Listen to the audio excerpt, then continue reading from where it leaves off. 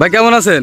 ভালো আছি ভাই, আপনি ভালো আছেন? কি ধান লাগাচ্ছেন? এটা কি ধান? এটা হচ্ছে সেন্টু ধান ভাই। সেন্টু পাইজাম ধান? হ্যাঁ, সেন্টু পাইজাম ধান। এটা ফলন কেমন আসে? ফলন ওই 25 থেকে 26 মণ হয় বিঘা প্রতি? হ্যাঁ, বিঘা প্রতি।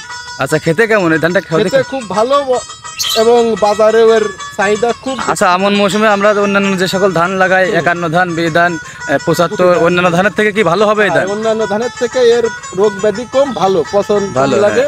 আচ্ছা, একই 51 সাথে কি আসবে? 51 সাথে আসবে? সাথেই পাকছে, 2-1 দিন আগ পাস হতে পারে। আচ্ছা আচ্ছা, ধন্যবাদ ভাই আপনাকে। আপনাকে ধন্যবাদ ভাই। আচ্ছা।